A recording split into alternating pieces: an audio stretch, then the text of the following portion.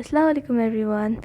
آج 8واں روزہ ہے اور دیکھتے ہی دیکھتے رمضان المبارک کے کریم مہینے کا عشرہ رحمت اپنے اختتام پہ پہنچ رہا ہے۔ آج عشرہ مبارک کا سیکنڈ لاسٹ روزہ ہے، تو چلیں شروع کرتے ہیں ہماری ڈیلی کی پوڈ کاسٹ، جو کہ ہوگی مشتمل ایک قرآن ایک آیت کی، دن کی حدیث، دن کی خوشخبری، دن کا بھلائی صدقہ، دن میں دہرائی جانے والی دعائیں اور یہ کیا آپ جانتے ہیں۔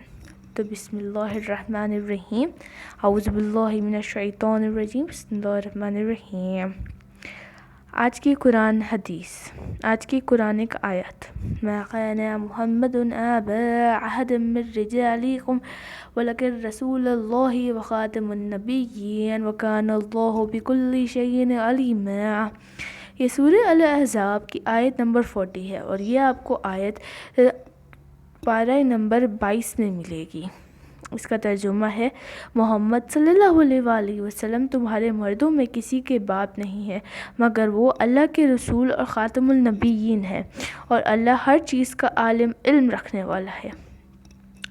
یہ ان عظیم صورتوں اور آیت میں سے ایک ہے جن میں نبی کریم صلی اللہ علیہ وآلہ وسلم کا ذکر کیا گیا ہے۔ اسپیکنگ آف نبی کریم صلی اللہ علیہ وآلہ وسلم، انہوں نے ایک حدیث فرمائی ہے جو میں آپ کے سامنے دہرانے والی ہوں۔ نبی کریم صلی اللہ علیہ وآلہ وسلم نے فرمایا، جس شخص نے رمضان میں قیام کیا ہوتا ہے یعنی راتوں کو کھڑے ہو کر عبادت کی، یعنی راتوں کو کھڑے ہو کر عبادت کرنا قیام ہوتا ہے ایمان و احتساب کے ساتھ، تو معاف کر دیے جائیں گے اس کے وہ قصور جو اس نے پہلے کیے ہوں گے۔ اگر کوئی شخص قیام کرتا ہے، ہمیں قیام کی میننگ پتہ چل گئی ہے کہ یعنی راتوں کو جاگ کر کھڑے ہو کر عبادت کرنا، اور کس نیت سے؟ ایمان اور احتساب کی نیت سے، تو اس کے پچھلے تمام قصور معاف کر دیے جائیں گے۔ اور لیلۃ القدر میں جس نے قیام کیا ایمان و احتساب کے ساتھ، تو معاف کر دیے جائیں گے اس کے وہ سب گناہ جو اس نے پہلے کیے ہوں گے۔ آج کل کے زمانے میں ہم لیلۃ القدر کی عظیم رات کی اہمیت بھول گئے ہیں، مگر لیلۃ القدر وہ رات ہے، لیلۃ القدر کی یہ تو چند ایک بہت ساروں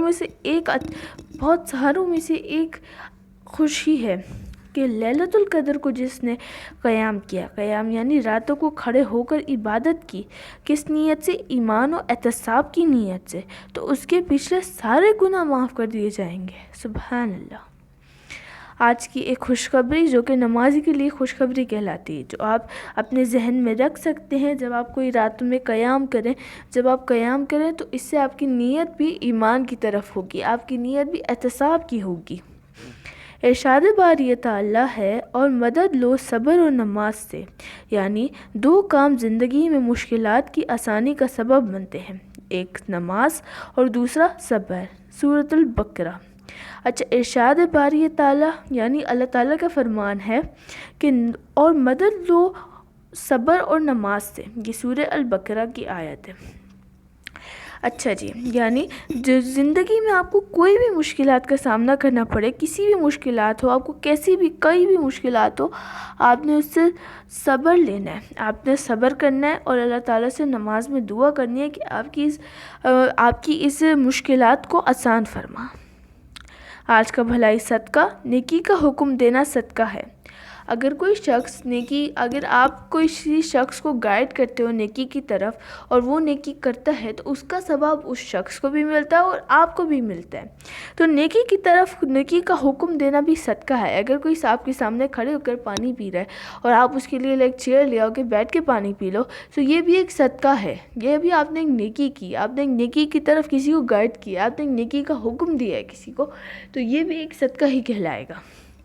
آج کے دہرائی جانے والی دعاؤں میں شامل ہے عشرہ رحمت میں دہرائی جانے والی دعا، یا حیو یا قیوم برحمتک استغیث۔ اس کے علاوہ سید الاستغفار، اللہم انت ربی لا الہ الا انت خلقتنی وانا عبدک وانا علی عہدک ووعدک ما استطعت اعوذ بک من شر ما صنعت ابوء لک بنعمتک علی وابوء بذنبی فاغفر لی فانہ لا یغفر الذنوب الا انت۔ اور آخر میں صبح و شام میں دہرائی جانے والی دعا، بسم اللہ الذی لا یضر مع اسمہ شیء فی الارض ولا فی السماء وہو السمیع العلیم۔ اور آج کی ویڈیو کا اختتام کرنے کے لیے ایک کیا آپ جانتے ہیں؟ کان میں تیل ڈالنے سے روزہ ٹوٹ جاتا ہے اور قضا لازم ہو جاتی ہے۔ اپنے کان میں جو لوگ روزے کے دوران تیل ڈال لیتے ہیں وہ نہیں جانتے، مگر اس سے روزہ ٹوٹ جاتا ہے اور آپ پہ پھر ایک قضا لازم ہو جاتی ہے۔ یہ تھی آج کی video. This was today's podcast. I hope you liked it a lot and Allah حافظ۔